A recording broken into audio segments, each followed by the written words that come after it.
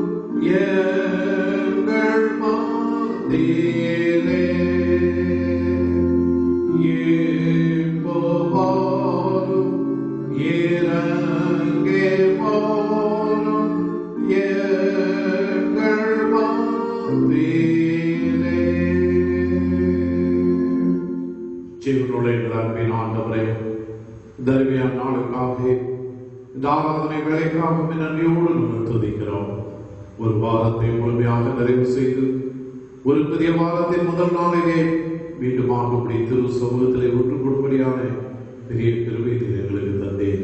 இந்த நாளிலும் கூட இந்த காணொலி வாயிலாக இந்த ஆராதனையிலே நாங்கள் பங்கு பெறுகிற பொழுது தூய ஆவியானவரின் பிரசனத்தை முழுமையாக உணர்ந்து கொள்ளவும் இந்த ஆராதனையின் மூலமாக வரப்போகிற வாரத்திற்குரிய ஆசீர்வாதத்தை நிறைவாய் பெற்றுக் கொள்ளவும் ஆண்டவராகிய நீர் தாமே இந்த ஆராதனைகளுக்கு ஆசீர்வாதத்தை தர வேண்டுமாய் எங்கள் ஆண்டவர் இயேசு கிறிஸ்துவின் மூலமாய் வேண்டிக் கொள்கிறோம் நல்ல பிதாவே, ஆமென்.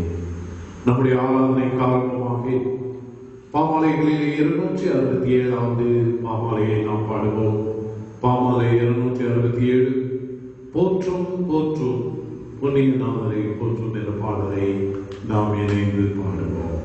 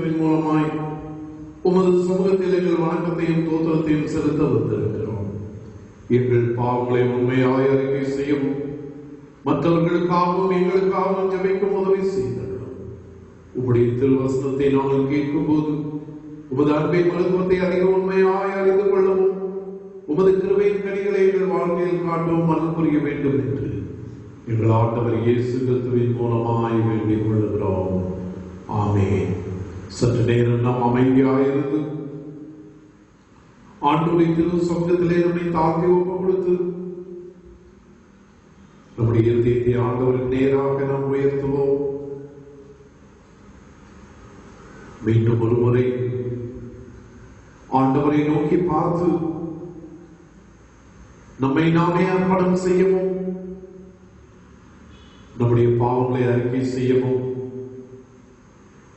ஆண்டவர் இந்த நாளையும் நமக்கு கிருபையாக கொடுத்திருக்கிறார். ஆண்டுடைய திருச்சபையிலே வந்திருக்கிற நாம் நம்மை நாமே உணர்ந்து நம்முடைய இதயத்தை திறந்து ஆண்டவரே உமக்கு முன்பதாக பாவிகளாகவே நாங்கள் வந்திருக்கிறோம், நீர் எங்கள் மேல் கிருபையாக என்று சொல்லி மனத்தாழ்மையாய் நம்மை நாமே தாழ்த்துவோம். அவர் நம்முடைய பாவங்களுக்கு தக்கபடி நம்மை நடத்தாமல் நம்மை மன்னிக்கிறவரும் நம்மை ஆசீர்வதிக்கிறவரும் நமக்கு கிருபையை கொடுக்கிற ஆண்டவருமாய் இருக்கிறார். முழு இதயத்தோடும் திறந்த உள்ளத்தோடும் அவருடைய திருப்பாதத்தை நாம் பற்றிக் கொள்கிற பொழுது ஆண்டவர் நம்மை ஆசீர்வதித்து புது வாழ்வை நமக்கு கொடுக்க வல்லவராய் இருக்கிறார். நம்முடைய பாவங்களை உணர்ந்து நம்மை தாழ்த்தி ஆண்டுடைய திருச்சமயத்திலே ஒப்புக் கொடுத்து இரண்டாம் பாவரிக்கை ஜபத்தின் மூலமாக நம்முடைய பாவங்களை தாழ்மையோடு நாம் அறிக்கை செய்வோம். நாங்கள் நினைவிலும் சொல்லிலும் செயலிலும் பெருங்குற்றமாக பாவம் செய்திருக்கிறோம் என்றும் பிதா குமாரன் பரிசுத்த ஆவியாகிய சர்வ வல்லமையுள்ள கடவுளிடம் அறிக்கையிடுகிறோம். ஆதலால் எங்களுக்கு இறங்க வேண்டும் என்று கடவுளை மன்றாடுகிறோம். சர்வ வல்லமையுள்ள கடவுளை எங்களுக்கு இறங்கி எங்கள் பாவங்களையும் எங்களுக்கு மன்னியும், நன்மையானவற்றில் எங்களை உறுதிப்படுத்தி நிலைப்படுத்தி நித்திய ஜீவனை அடைவதற்கு கிருபை செய்யும். எங்கள் ஆண்டவர் இயேசு கிறிஸ்துவின் மூலமாக வேண்டிக் கொள்கிறோம். ஆமென். இரக்கமுள்ள ஆண்டவரே, உம்மிடத்தில் விசுவாசமாக ஜனமாகிய நாங்கள் சகல பாவங்களும் மன சுத்திகரிக்கப்படுவதற்கும் அமைதியான மனதோடு முன்மொழிவு செய்வதற்கும் எங்களுக்கு பாவ மன்னிப்பையும் சமாதானத்தையும் அள்ளி செய்ய வேண்டும் என்று எங்கள் கர்த்தராகிய இயேசு கிறிஸ்துவின் மூலமாக வேண்டிக் கொள்கிறோம். ஆமென். இந்த நாளுக்கு என்று வாசிக்க வேண்டிய வேத பகுதி மார்க்கு எழுதின நற்செய்தி நூல் 14ஆம் அதிகாரம் 12ஆம் வசனம் முதல் 26ஆம் வசனம் வரை அடங்கிய ஆண்டவருடைய வார்த்தையை நாம் கேட்போம். மார்க்கு 14ஆம் அதிகாரம் வசனங்கள் 12 முதல்.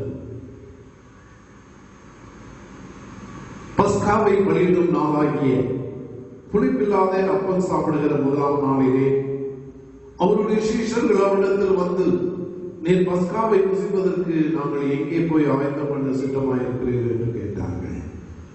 அவர் தம்முடைய சீஷர்கள் 2 பேரை நோக்கி, நீங்கள் நகரத்திற்குள்ளே போங்கள், அங்கே தண்ணீர் குடம் சுமந்து வருகிற ஒரு மனுஷன் உங்களுக்கு எதிர்கொள்வார். அவர் பின்னே போங்கள். அவன் எந்த வீட்டிற்குள் பிரவேசிக்கிறானோ அந்த வீட்டு எஜமானை நீங்கள் நோக்கி, நான் என் சீஷருடைய பஸ்காவை புசிக்கிறதற்கு தகுதியான இடம் எங்கே என்று போதகர் கேட்கிறார் என்று சொல்லுங்கள். அவர் கம்பளம் முதலானவைகள் விரித்து ஆயுதமற்ற விஸ்தாரமான மேல் வீட்டருகே உங்களுக்கு காண்பிப்பார். அங்கே நமக்காக ஆயுதம் பண்ணுங்கள் என்று சொல்லி அனுப்பினார். அப்படியே அவருடைய சீஷர் புறப்பட்டு நகரத்தில் போய் தங்களுக்கு அவர் சொன்னபடியே கண்டு பஸ்காவை ஆயத்தம் பண்ணினார்கள். சாயங்காலமான போது அவர் 12 கூட அவ்விடத்திற்கு வந்தார்.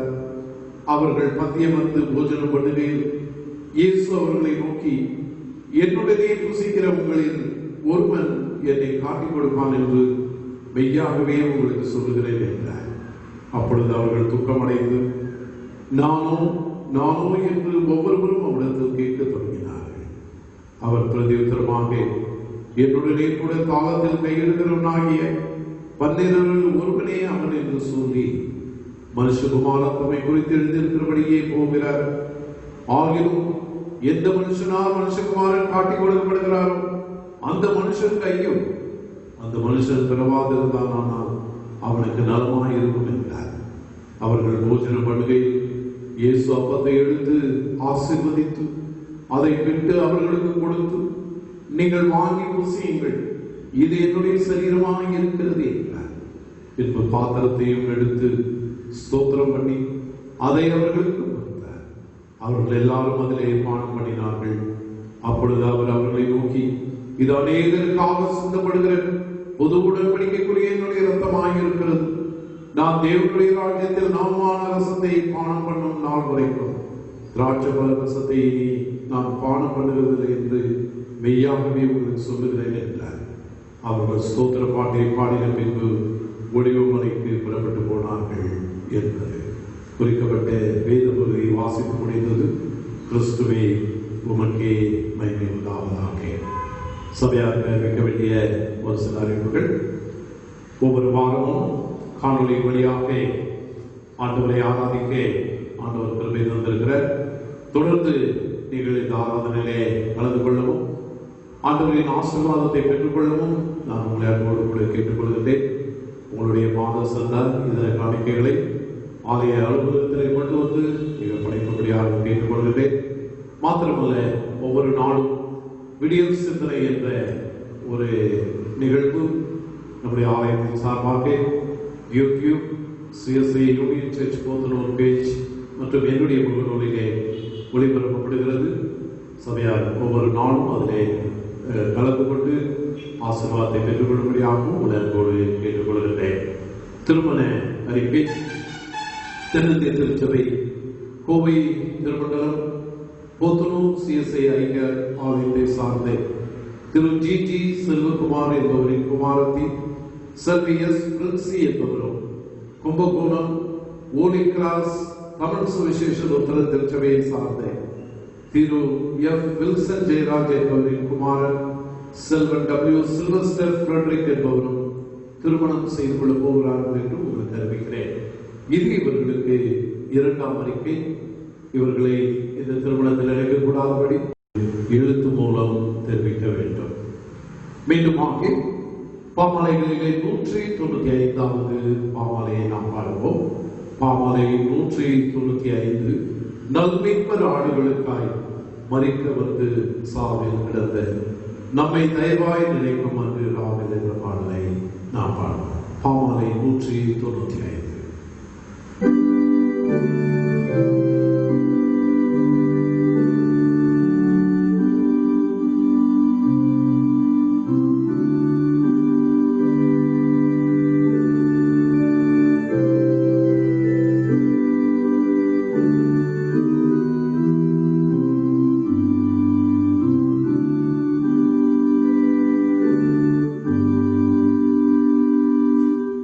Now me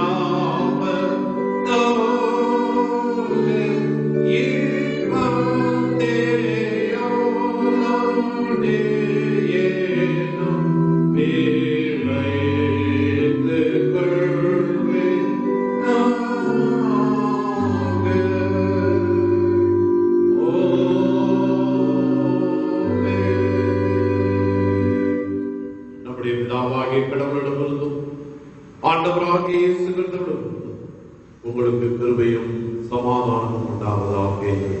ஆமென்.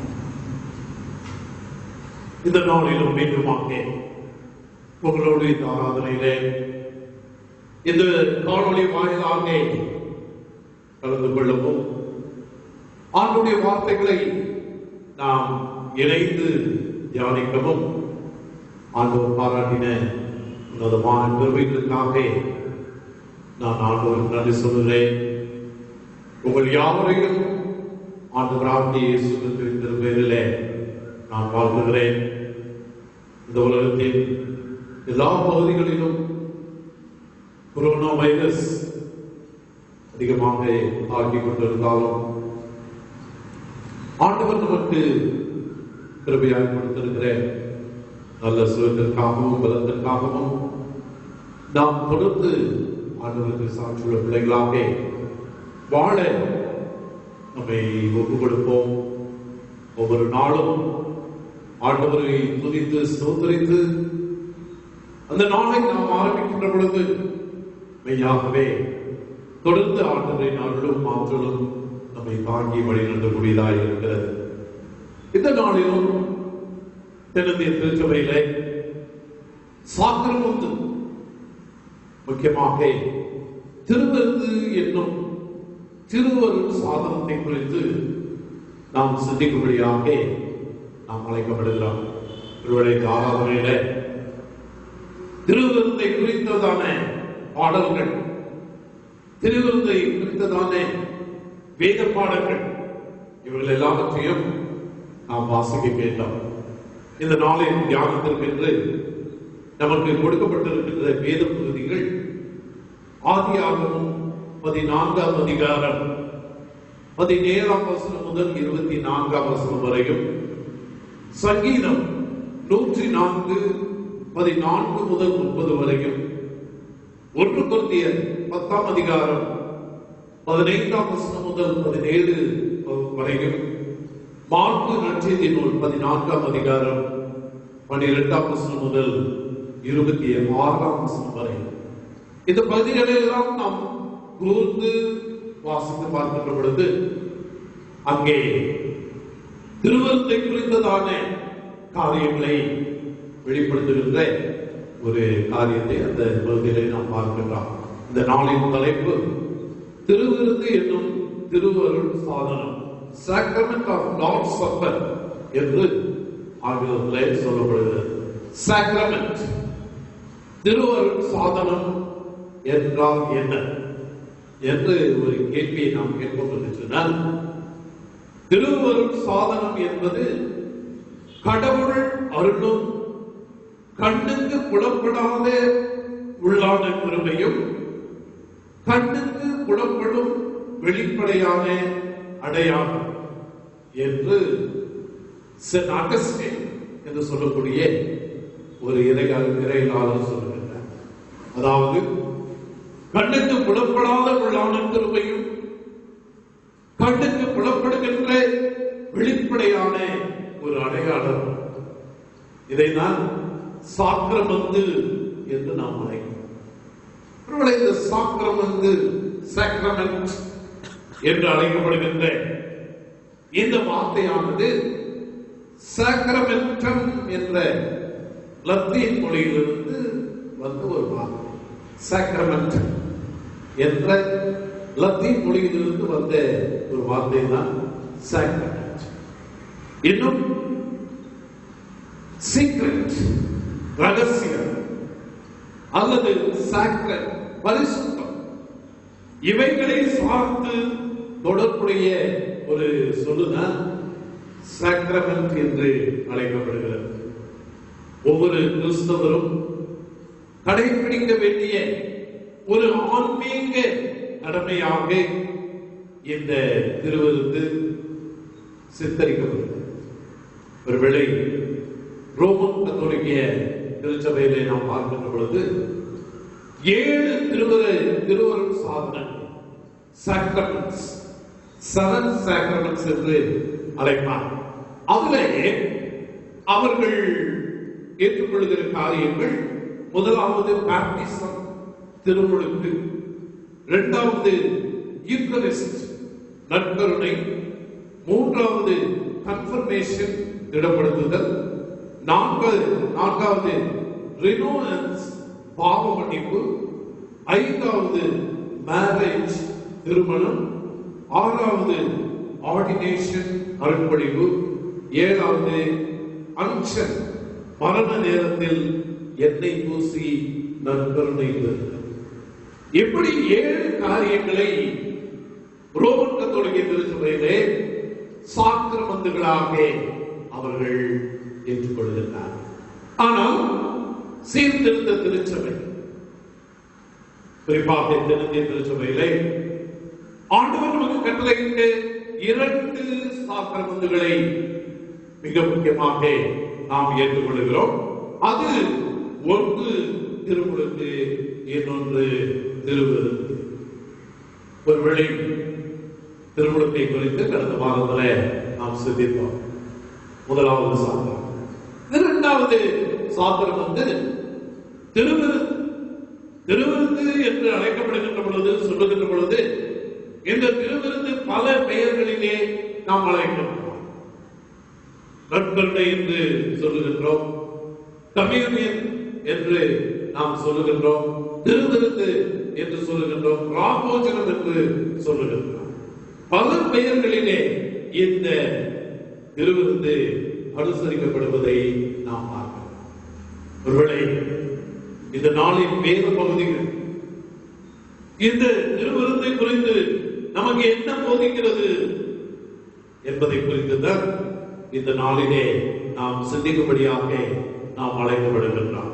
முதலாவது காரியம், ஆதியாகமம் 14ஆம் அதிகாரம் 18, 19 வசனங்களை நாம் படித்து பார்க்கின்ற பொழுது அங்கே நாம் வாசிக்கிறோம். ஆதியாகமம் 14ஆம் அதிகாரம் 18, 19 வசனங்களிலே, அன்றியும் உன்னதமான தேவனுடைய ஆசாரியனாயிருந்த சாலேமின் ராஜாவாகிய மெல்கிசேதேக்கு அப்பமும் திராட்சரசமும் கொண்டு வந்து அவனை ஆசீர்வதித்து, வானத்தையும் பூமியையும் உடையவராகிய உன்னதமான தேவனுடைய ஆசீர்வாதம் ஆபிரகாமுக்காக உண்டாவதாக என்று சொன்னார் என்று சொல்லி அந்த பகுதியிலே நாம் வாசிக்கிறோம். ஒருவேளை இதன் பின்னணியை நாம் பார்ப்போம் என்று சொன்னால், திருவிருந்து ஆலயத்தின் வழியே ஆசீர்வாதத்தை உருவகப்படுத்துகிறது. திருவிருந்து ஆலயத்தின் வழியே ஆசீர்வாதத்தை உருவகப்படுத்தக்கூடியதாக இருக்கிறார். இந்த பகுதியிலே நாம் பார்க்கின்ற பொழுது, ஆபிரகாம் தனது குடும்பத்திற்கு எதிராக வந்த சத்துருக்களை முறியடித்து வெற்றி வாகையுடன் அவர் திரும்பி வருகின்ற பொழுது, அங்கே சாலேமின் அரசனாகவும் ஆசாரியனாகவும் இருந்த மெல்கிசேதேக்கு ஆபிரகாமுக்கு அப்பத்தையும் திராட்சரசையும் கொடுத்து அங்கே ஆசீர்வதித்தார். ஆபிரகாமுடைய குடும்பத்திற்கு எதிராக வந்த சத்துருக்களை எல்லாம் ஆபிரகாம் முறியடித்து வெற்றி வாகையுடன் அவர் திரும்பி வருகின்ற பொழுது, அங்கே அரசனாகவும் ஆசாரியனாகவும் இருந்த அந்த சலேமின் ராஜா மெல்கிசேதேக் அங்கே ஆபிரகாமுக்கு அப்பத்தையும் திராட்சரசத்தையும் கொடுத்து அங்கே ஆசீர்வதிக்கிறார். இந்த நிகழ்வை நாம் பார்க்கின்ற பொழுது, மெல்கிசேதேக்கை கடவுளின் மற்றும் ஆலயத்தின் பிரதிநிதியாக நாம் பார்க்கின்றோம். மெல்கிசேதேக்கு அங்கே ஒரு ஆசாரியனாக இருப்பதை நாம் அங்கே பார்க்கின்றோம். கடவுளின் பிரதிநிதியாய் அவர் அங்கே அதை செய்கின்றார். ஒருவேளை அதை தான் இன்றைக்கு நாம் ஆலயத்திலும் பகிரப்படுகின்ற திருவிருந்தை நாம் நினைப்பூட்டுகிற ஒரு காரியமாக இருக்கிறது. அக்காலத்திலே திருவிருந்து போன்ற பழக்கம் இல்லாதிருந்த போதிலும் கடவுளின் சமூகத்திலே பணிவிடை செய்கின்ற ஆசாரியரால் ஒருவர், ஆசாரியரால் தரப்படுகின்ற இந்த அப்பமும் திராட்சரசமும் ஆசீர்வாதமும் ஆலயத்தின் வழியே வரும் ஆசீர்வாதத்தை குறிக்கக்கூடியதாய் இருக்கிறார். அந்த காலத்தில் திருவிருந்து என்று சொல்லக்கூடிய பழக்கம் இல்லை. ஆனால் கடவுளின் பணிவிடைக்காரனாக ஆசாரியன் மூலமாக கொடுக்கப்படுகின்ற இந்த அப்பமும் திராட்சரசமும் ஆசீர்வாதமும் அங்கே ஆலயத்தின் வழியே கடவுளின் ஆசீர்வாதத்தை கொடுக்கக்கூடியதாய் இருக்கிறது. இந்த ஆசாரியர்களிடத்துல ஆபிரகாம் என்ன செய்கிறார் என்று பார்க்கின்ற பொழுது, கடவுளுக்கான தசம பாகத்தை காணிக்கையை கொண்டு வந்து கொடுக்கின்றார். ஆசீர்வாதத்தை பெற்றுக் கொள்ளுதலும் காணிக்கைகளை ஆலய ஆசாரியர்களிடத்திலே கொடுப்பதும் அங்கே ஒருங்கிணைக்கின்ற ஒரு காரியம் ஆலயமாக திகழ்வதை நாம் அங்கே பார்க்கின்றோம். கடவுளுக்கு கொடுப்பது என்பது ஆலயத்திற்கு கொடுப்பது. மல்கியா 3ஆம் அதிகாரம் 10வது வசனத்திலே நாம் வாசிக்கின்ற பொழுது, உங்களுடைய காணிக்கைகளை எல்லாம் கொண்டு வந்து இந்த ஆலயத்திலே கொண்டு வந்து படையும். அதைதான் அங்கே சொல்லுகின்றார்கள். கடவுளுக்கு கொடுப்பது என்பது ஆலயத்திற்கு கொடுப்பது, ஆலயத்திலிருந்து பெறுவது என்பது கடவுளிடமிருந்து பெறுவதாக நம்முடைய முற்பிதாக்கள் கருதினார். நாம் காணிக்கை கொடுப்பது ஆலயத்திற்கு கொடுக்கிறோம். ஆலயத்திலிருந்து பெறுவதை கடவுளிலிருந்து பெறுவதாக நாம் எண்ணுகிறோம். இங்கே ஆபிரகாமுக்கு மெல்கிசேதேக்கு அப்பத்தையும் திராட்சை ரசத்தையும் அவன் கொடுக்கின்ற பொழுது அது கடவுளிடமிருந்து பெறுகின்ற ஒரு ஆசீர்வாதமாக அங்கே எண்ணப்பட்ட ஒரு காரியமாக கருதப்படுகிறது. பழைய ஏற்பாட்டிலே நாம் பார்க்கின்ற பொழுது, ஆலயம் இல்லாமல், அதாவது திருச்சபை இல்லாமல் மீட்பு இல்லை என்ற ஒரு கருத்து நம்முடைய முற்பிதாக்களிடம் அங்கே காணப்பட்டது. வேதத்திலே நாம் வாசித்து பார்க்கின்ற பொழுது 20ஆம் சங்கீதம் 2வது வசனம், 128ஆம் சங்கீதம் 5வது வசனம், 118ஆம் சங்கீதம் 26வது வசனம், 18ஆம் சங்கீதம் 6வது வசனம், 2 சாமுவேல் 22ஆம் அதிகாரம் 7வது வசனம், இவை எல்லா வசனங்களையும் நாம் படித்து பார்க்கின்ற பொழுது ஆண்டவரின் ஆசீர்வாதம் ஆலயத்திலிருந்து வருகிறது என்பதை அங்கே நம்முடைய முற்பிதாக்கள் நினைவு கூர்ந்ததை நாம் இங்கே பார்க்கின்றோம். ஆபிரகாமுக்கு ஆசீர்வாதம் ஆசாரியரால் அப்பமும் திராட்சரசமும் ஆலயத்திலிருந்து வந்த ஆசீர்வாதத்தை உருவகப்படுத்துகிறது. நாமும் கூட இன்றைக்கு ஆலயத்திலே பெறுவதன் மூலமாக ஆசீர்வாதத்தின் உணர்வை நாம் பெற்றுக் கொள்கிறோம். திருவிருந்து ஆராதனை மூலமாக திருவிருந்தை நாம் பெற்றுக்கொள்வதன் மூலமாக ஒரு ஆசீர்வாதத்தின் உணர்வை நாம் பெற்றுக்கொள்வதை நம்மாலே உணர்ந்து கொள்ள முடிகிறது.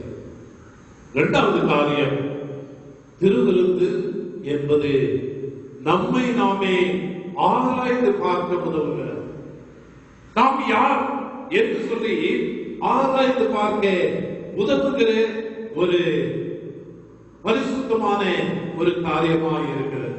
நாம் வாசிக்க கேட்க வேத பகுதியிலே மார்க்கு 14ஆம் அதிகாரம் 19வது வசனத்தை நாம் வாசித்து பார்க்கிற பொழுது, அவர்கள் துக்கமடைந்து நானோ என்று தொடங்கினார். அவர்கள் துக்கமடைந்து நானோ என்று ஒவ்வொருவரும் அவரிடத்திலே கேட்க துணிந்தார்.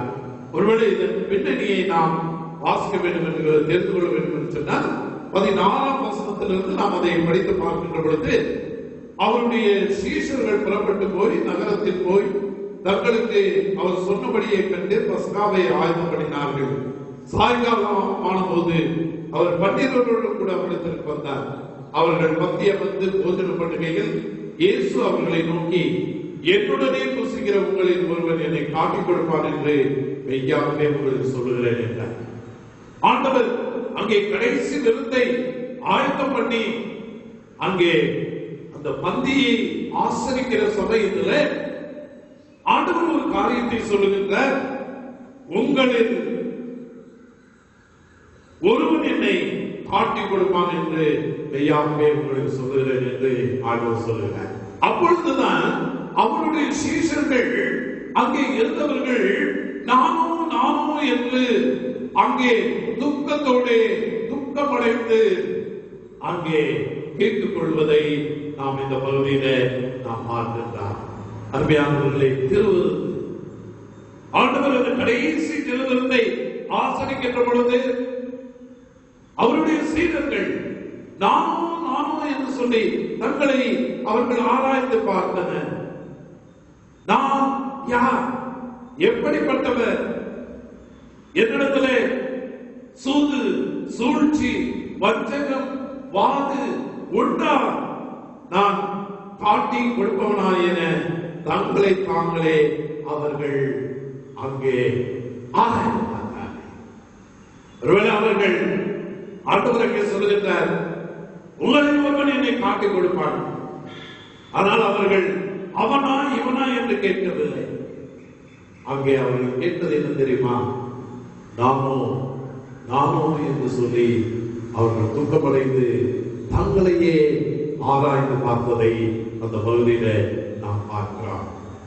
ஆண்டவர் மத்தியில் பங்கு பெறுகின்ற திருவிருந்திலே பங்கு பெறுகின்ற பொழுது நான் யார், நம்மை நாமே ஆராய்ந்து பார்க்க வேண்டியவர்களாக நாம் அழைக்கப்படுகின்றோம். 1 கொரிந்தியர் 11ஆம் அதிகாரம் 28வது வசனத்தை நாம் வாசித்து பார்க்கின்ற பொழுது, எந்த மனுஷனும் தன்னைத்தானே சோதித்தறிந்து இந்த அப்பத்தில் புசித்து இந்த பாத்திரத்திலே பானம் பண்ணுகிறார். எந்த மனுஷனும் தன்னைத்தானே சோதித்தறிந்து இந்த அப்பத்தை புசித்து இந்த ரத்தத்தில் பானம் பண்ணுகிறவன் என்று சொல்லி அங்கே சொல்லப்பட்டிருக்கிறார். ஒருவேளை இன்றைக்கு பிறருடைய வாழ்வை குறித்து நாம் அறிந்து கொள்ள விரும்புகிறோம். அவர்களுடைய குற்றங்களை குறித்து நாம் அறிந்து கொள்ள விரும்புகிறோம். ஆனால் ஆண்டவர் சொல்லுகின்ற எந்த மனுஷனும் தன்னை தானே சோதித்து அறிந்து திருவிருந்திலே பங்கு பெற வேண்டும் என்று சொல்லி ஆண்டவர் நம்மை அழைக்கின்றார். லூக்கா எழுதின நற்செய்தி நூல் 6ஆம் அதிகாரம் 42வது வசனத்தை நாம் வாசித்து பார்க்கிற பொழுது அங்கே நாம் எப்படியாக வாசிக்கின்றோம்? நீ உன் கண்ணில் இருக்கிற உத்திரத்தை உணராமல் உன் சகோதரரை நோக்கி, சகோதரனே நான் உன் கண்ணில் இருக்கிற துரும்பை எடுத்து போடணும் என்று நீ சொல்வது எப்படி? மாயக்காரனே, முன்பு உன் கண்ணில் இருக்கிற உத்திரத்தை எடுத்து போடு, பின் உன் சகோதரன் கண்ணில் இருக்கிற துரும்பை எடுத்து போட வகை பார்ப்பாய் என்று அங்கே சொல்லுகிற ஒரு காரியத்தை நாம் அங்கே பார்க்கின்றோம். எனக்கு அருமையானவர்களே, இன்றைக்கு திருவிருந்திலே பங்கு பெறுகின்ற பொழுது மாயமால பக்தியோடு அல்ல, உண்மையோடு நாம் யார் என்பதை உணர்ந்தவனாக, ஆராய்ந்து அறிந்தவனாக திருவிருந்திலே நாம் பங்கு பெறும்படியாக நாம் அழைக்கப்படுகின்றோம். லூக்கா 18ஆம் அதிகாரம் 13வது வசனத்திலே நாம் பார்க்கின்ற பொழுது, ஆயக்காரன் தூரத்திலே நின்று தன் கண்களையும் வானத்துக்கு ஏறெடுக்க துணியாமல் தன் மார்பிலே அழைத்துக் கொண்டு, தேவனே பாவியாகி என் மேல் கிருபையாயிரும் என்றார். ஒருவேளை திருவிருந்திலே பங்கு பெறுகின்ற பொழுது நான் யார் என்பதை ஆராய்ந்து அறிந்து, ஆண்டவரே பாவியாகிய என் மேல் கிருபையாயிரும் என்று சொல்லி நம்மை அர்ப்பணிக்க வேண்டியவர்களாக நாம் அழைக்கப்படுகின்றோம். திருவிருந்து ஆராதனையில தாழ்மை ஜெபம் என்று ஒரு ஜெபம் இருக்கிறது. கடைசியிலே பெருமானவர் அப்பத்தையும் திராட்சரசத்தையும் ஆசீர்வதித்து பரிவாறுவதற்கு முன்பதாக நாம் எல்லாருமாக சேர்ந்து தாழ்மை ஜெபத்தை ஏறெடுப்போம் என்று சொல்லுகின்ற பொழுது நாம் சொல்லுகிற ஒரு காரியம் என்ன தெரியுமா? இரக்கமுள்ள கர்த்தாவே, எங்களுடைய சுயநீதியை நம்பி அல்ல, உம்முடைய இரக்கத்தையே நம்பி வந்திருக்கிறோம். உணர்வோடு சொல்லுகிறோமா? சுயநீதியை அல்ல, உம்முடைய இரக்கத்தையே நாம் வந்திருக்கிறோம். இந்த நாளிலே திருவிருந்து என்னும் சாக்கிரம் ஆலயத்திலிருந்து வருகிற ஒரே ஆசீர்வாதம் மாத்திரமல்ல,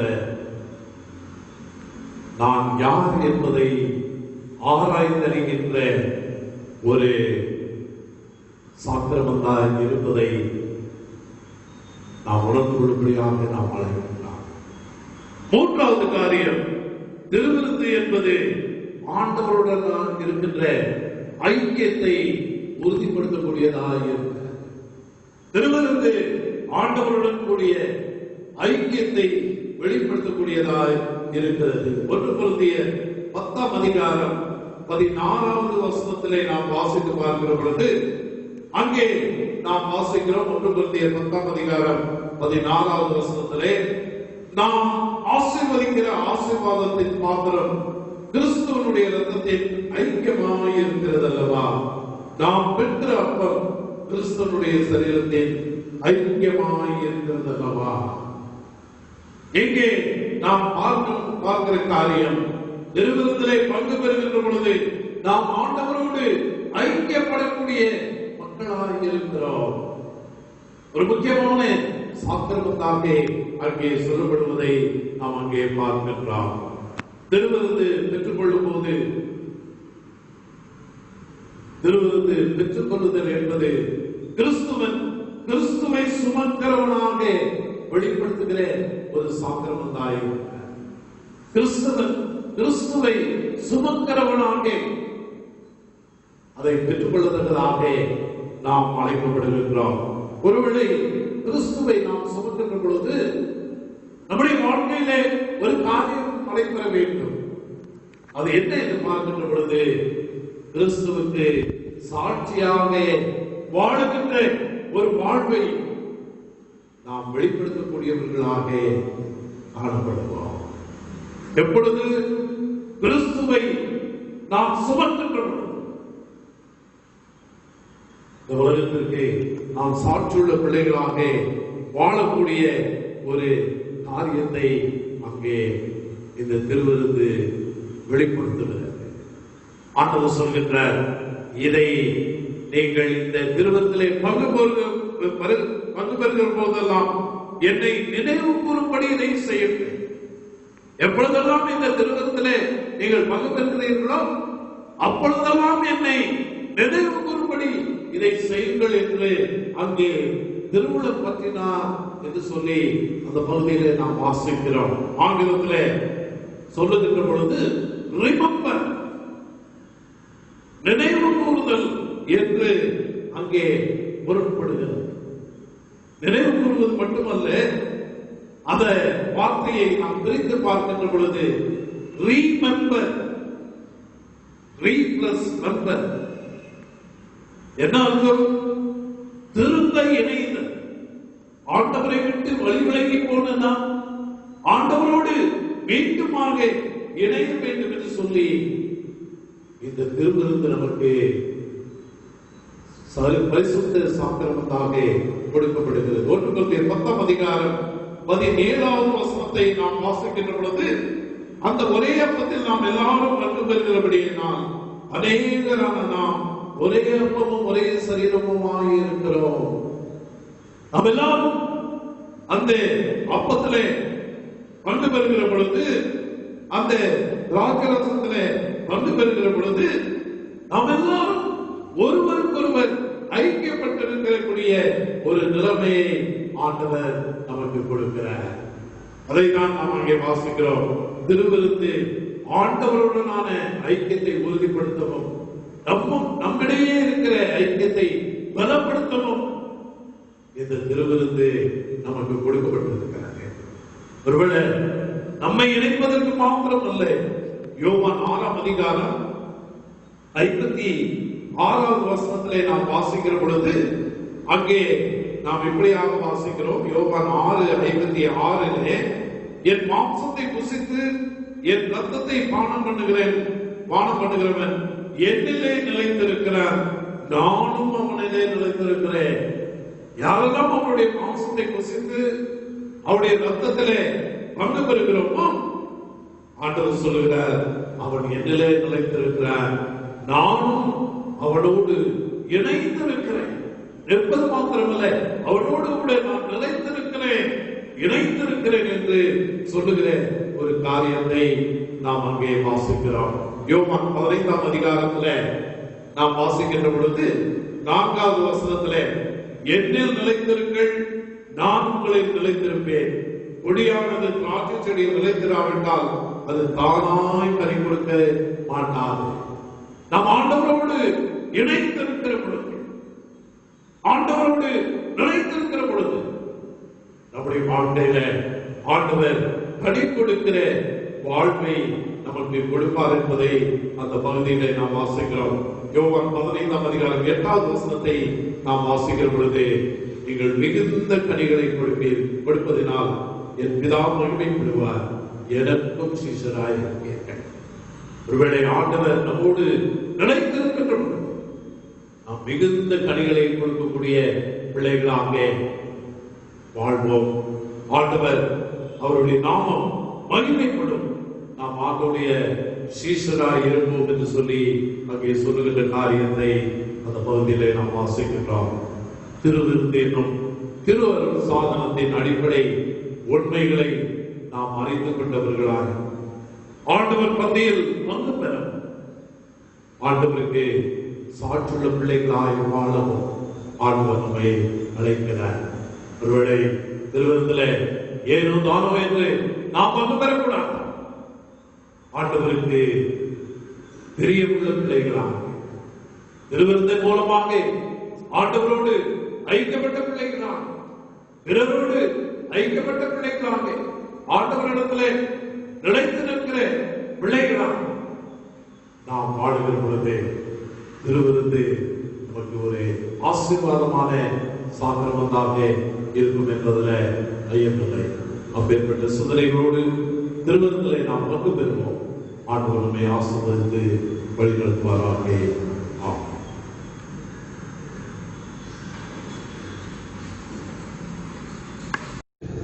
நம்முடைய விசுவாசத்தை அப்போஸ்தல விசுவாச பிரமாணத்தின் மூலமாக பயபக்தியோடு கூட நாம் ஏறெடுப்போம். வானத்தையும் பூமியை படைத்து சர்வவல்ல பிதாவாகிய தேவனை விசுவாசிக்கிறேன்.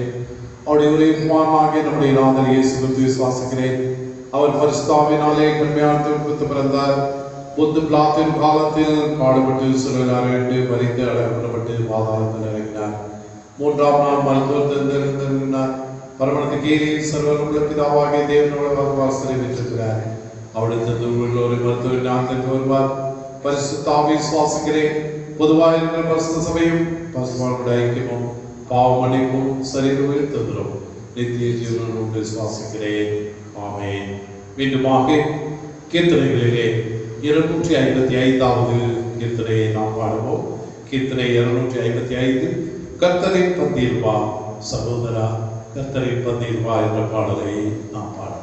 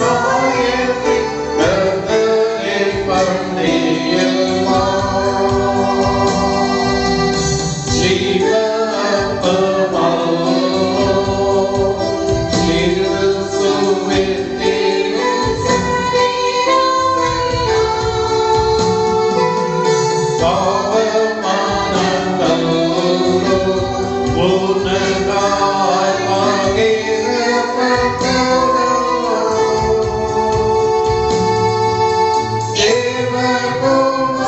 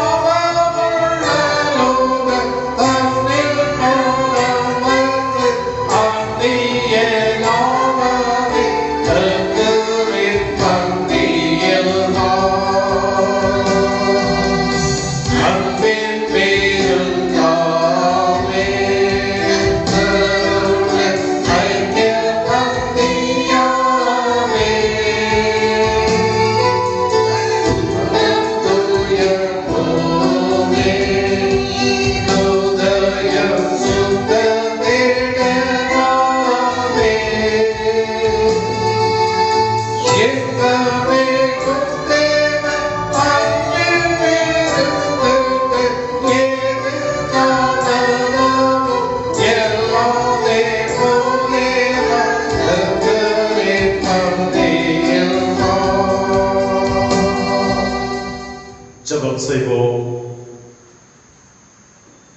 எங்கள் அன்பு நிறைந்த நல்ல ஆண்டவரே, உம்மை நன்றியோடு நாங்கள் துதிக்கிறோம். மீண்டுமாக ஒரு மாதத்தின் முதல் நாளிலே இந்த காணொளி வாயிலாக உம்மை ஆராதிக்கவும், ஆண்டுடைய வார்த்தைகளை நாங்கள் படிக்கவும் கேட்கவும் நீர் கொடுத்த உன்னதமான கிருபைகளுக்காக உம்மை நன்றியோடு நாங்கள் துதிக்கிறோம். ஆமாண்டவரே, கொடூரமான காலகட்டத்திலே, கொடூரமான கொள்ளை நோய் மத்தியிலே நாங்கள் வாழ்ந்து வந்தாலும் கடவுளாகிய நீர் எங்களோடு கூட இருந்து உம்மை ஆராதிக்கக்கூடிய பலத்தை எங்களுக்கு கொடுத்திருக்கிற தெய்வக்காக உம்மை நன்றியோடு நாங்கள் துதிக்கிறோம். ஆமாண்டவரே, இந்த வேளையில் எங்களுடைய திருச்சபை அங்கத்தினர்கள் ஒவ்வொருவருக்காகவும் உங்கள் நன்றிகளை ஏறெடுக்கின்றோம். ஒவ்வொருவருக்காகவும் நாங்கள் உம்மை நோக்கி நன்றி சொல்லுகிறோம்.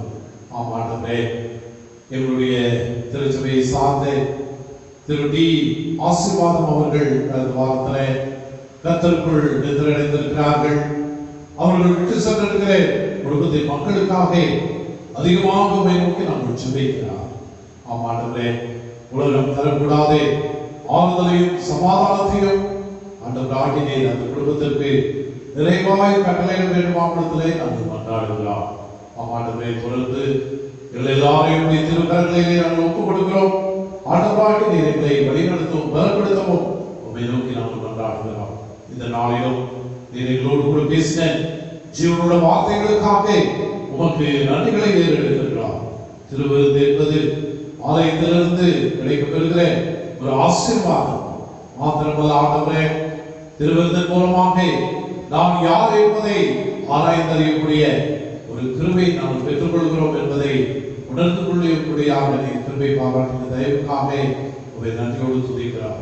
மாத்திரமல்ல ஆண்டவரே, தொடர்ந்து நாங்கள் உங்களோடும் பிற மக்களோடும் ஐக்கியப்பட்ட மக்களாக வாழ்ந்து உண்மையிலே நிலைத்திருந்து கடைபிடிக்கிற வாழ்வை எங்களுடைய வாழ்க்கையில நாங்கள் பெற்றுக் கொள்வதற்கு ஆண்டவராகிய நீர் வழிநடத்தி இருக்கிறீர்கள் என்பதை உணர்ந்து உங்களை நன்றியோடு நாங்கள் துதிக்கிறோம். ஆண்டவரே, வரப்போகிற வாரத்திற்காக அதிகமாக நோக்கி நாங்கள் ஜெபிக்கிறோம். எங்களுடைய கை பிரயாசங்கள், எங்களுடைய முயற்சிகள் எல்லாவற்றிலும் நன்மையான காரியங்களை நாங்கள் கண்டுகொண்டு நாங்கள் தொடர்ந்து உடைய பிள்ளைகளாக வாழ்வதற்கு வழி நடத்தும்.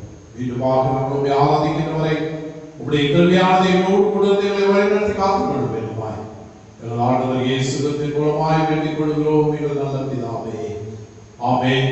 நாம் யாவரும் ஜெப நிலையிலிருந்து ஆண்டவருடைய ஜெபத்தை புத்தகத்தின் 445 வழியாக நாம் ஏறெடுப்போம். வானகம் வாழ்ந்திடும் எங்கள் தந்தாய், வாழ்கவும் திருநாமம் என்று சொல்லி ஆண்டவருடைய ஜெபத்தை நாம் ஏறெடுப்போம்.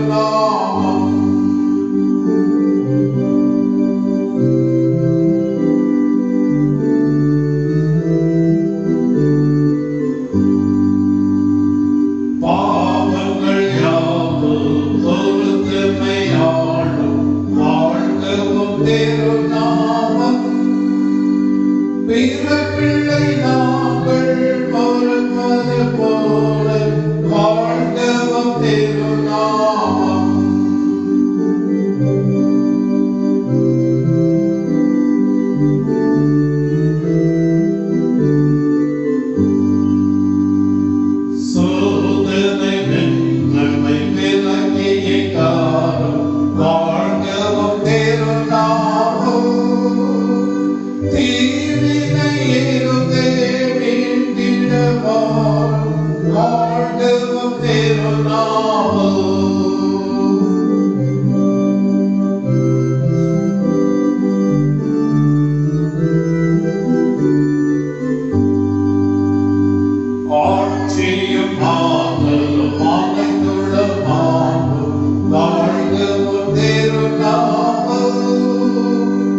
என்றென்றும் இறைவனே உமதே வாழ்த்தும் திருநாமம்.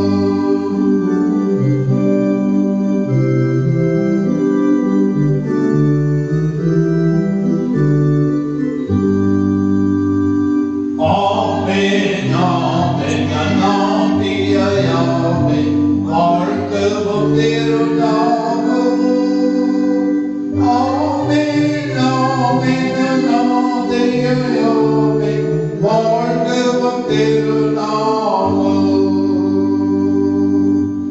ஆண்டவர் உங்களை ஆசீர்வதித்து உங்களை காக்க கடவர். ஆண்டவர் தம்முடைய முகத்தை உங்கள் மேல் பிரகாசிக்க பண்ணி உங்கள் மேல் கிருபையாக இருக்க கடவர். ஆண்டவர் தம்முடைய முகத்தை உங்கள் மேல் பிரசன்னமாக்கி இப்பொழுதும் எப்பொழுதும் உங்களுக்கு சமாதானம் கட்டளையிட கடவர்.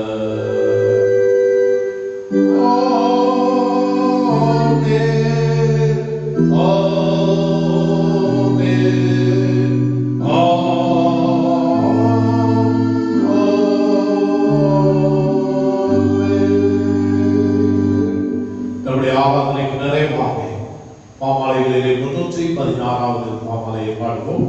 பாமாலை 316 இயேசுநாதர் பார்க்கிறேன் இளைப்பாறு செய்கிறேன் என்ற பாடலை நாம் பாடுவோம்.